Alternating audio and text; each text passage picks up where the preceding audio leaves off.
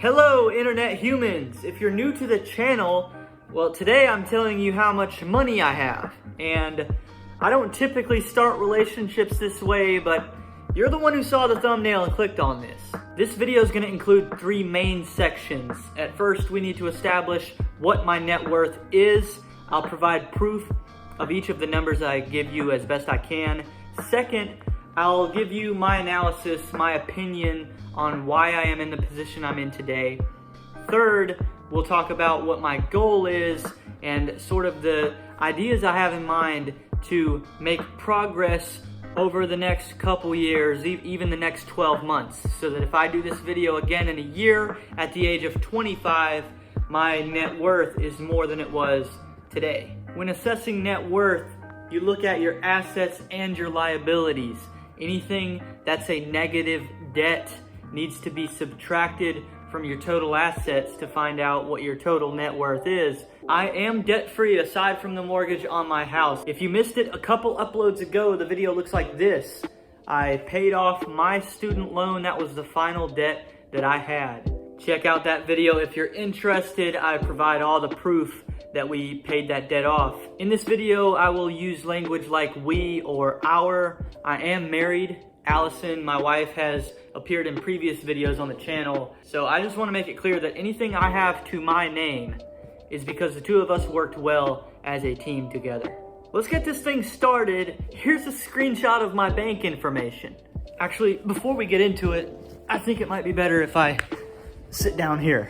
Any number shared in this video is current as of today. It's July 15th, 2022. So here you see our checking account, $10,431.50. The savings account has $8.26 in it.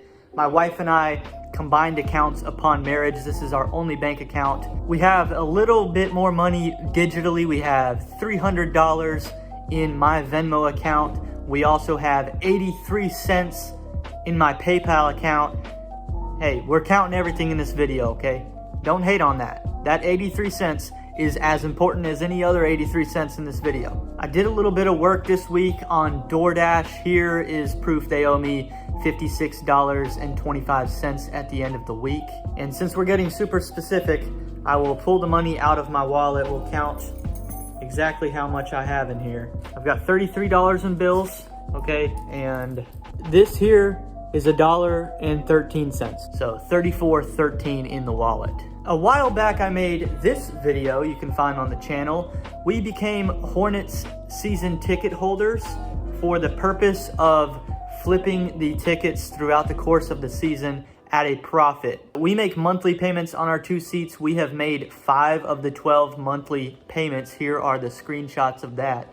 The total we've paid into it is $1,848.70. Again, I expect to make a profit on this money, but no profit has been made yet. So I'm just gonna hold that asset at the exact value that we've paid into it. I've also made a few videos already and plan to make more in the future about my experience in the flip industry. I go to thrift stores and Goodwills and buy things that I expect to sell later online at a profit. I'm currently sitting on about 10 grand in inventory. So I've got a good deal of product right now. Everything's paid for. I think it makes sense to include the value of what I've collected in this video. Now, things like furniture and honestly cars, anything that I don't plan on ever selling or isn't an investment, I don't count that in net worth. A lot of people do. They'll count the value of their cars. I don't think that makes any sense because it's never going to have that cash value for me again. I plan on using my furniture. I plan on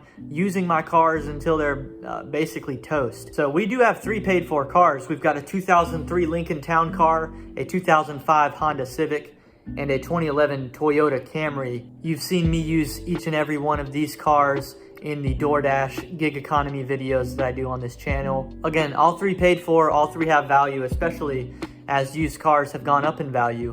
But we're not going to count that in the net worth equation. Let's look at my Robinhood account.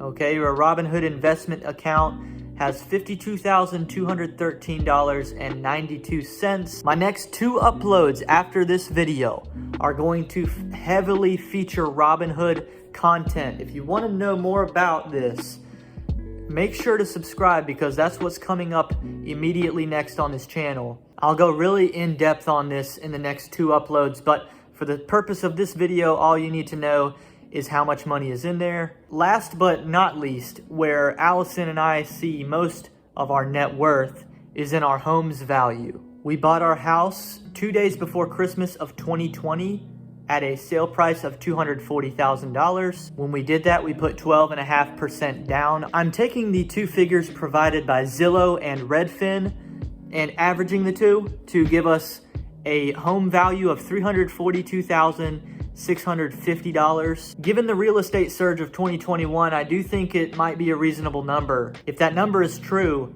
in less than 2 years, we've profited over $100,000 in equity on this house. Here's a screenshot from our mortgage website. We have $204,011.47 left in unpaid principal. So we need to subtract that from our home value to get the amount that Allison and I own on the property. So that's $138,638.53. This is every factor on our net worth right now that I could think of. If you account for all of these things, add it all together, our net worth today is roughly $213,531.29, thanks to that extra 83 cents on PayPal.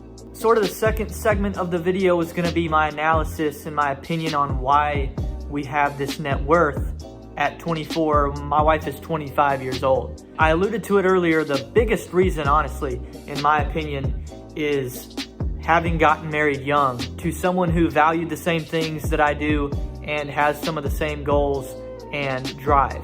I've always done well with my personal finances. Honestly, it felt like a cheat code to me when I married Allison. We started working together.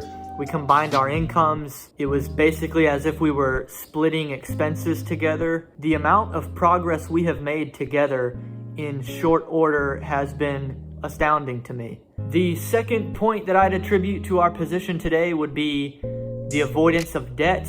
I left university after 1 year to better manage my student loan debt, and that's why we were able to eliminate it so soon. My wife got a full ride scholarship for her 4-year degree. Neither of us have ever had a car payment or a credit card, so it's actually easy to start stacking positive assets to your name when you refuse to take any negative debts. The third thing I would attribute to where we are today, as I think back, it was how we handled the whole COVID situation. At that time, I was not working for myself. I had a full-time job. I was furloughed for quite a while, and I was given more money through the government's COVID program, like stay-at-home thing, than I would have earned if I would have been working 40 hours a week full-time through that several months that went on. Also, when you think about the fact that both of us received multiple stimulus checks, we were really wise with that. We did not blow that money. We just took that as, hey, we didn't expect this. We're just going to use this to further our position. That put us in the position to buy a house, which, as you saw, is the majority of our net worth today. Notice I did not mention income as being a main factor in where we are. Okay, my wife is a public school teacher and I'm self-employed in the gig economy. Okay, so in the last year, we made collectively $75,000 or $80,000. We aren't hauling in a lot of money very frequently. We're just good with what we got. I buy very little that isn't going to be something that returns its value and some. There's no possession that I'd rather have than whatever time my life has on it. I value that time too much. I respect that time too much to want to work a lot of my life. I'm really focused on getting ourselves in a position to establish a passive income that allows us to kind of do what we want with our time later in life. And, not even later in life. I'm talking about in our 30s, 40s, 50s. That gets me to the third segment of this video, kind of what I have in mind for our next phase of life. If you saw, the house we're living in is a 4-bed, 3-bathroom house. It's more than we need. We're really considering downsizing in the next year or two, cashing in on the real estate surge. We also live in a really hot market of South Carolina. If we moved to a different part of South Carolina, we can potentially make a couple decisions that would mean that we don't have a mortgage anymore. We could outright own the next home we buy, depending on where we go, depending on how nice of a house we get. Allison and I are very willing to pay our dues. We have a low standard of living, and so we can take a step back, cash in on this equity, and in the long term, it'll be very worth it because we'll have zero payments of any kind at that point. Another thing I think both of us are doing a good job of individually is trying to set ourselves up to make more income than we do because we don't make a lot. I'm trying to build this YouTube channel into something that's meaningful for us financially. On the other side, my wife is actually more than halfway done earning her master's degree. Her income will go up at that point. So it's natural for these things to happen, but we're also going out of our way to make it happen. That for the next several years, we have an increase in income, both of us. This channel is a lot of different things because I do some travel things, talk about how I earn, I talk about how I invest, but the common theme here is my pursuit of $1 million. And in order to prove that I am becoming a millionaire self-employed, I had to talk about where we stand today. If I had to predict it, I think the year we surpass the $1 million net worth probably be my 32nd or 33rd birthday. I can't imagine that it would take longer than that for us to get there. And I'm gonna do everything I can to make it happen even sooner. Thank you guys for sticking through to the end of the video. I hope it delivered on expectation. I will see you next time on Welte.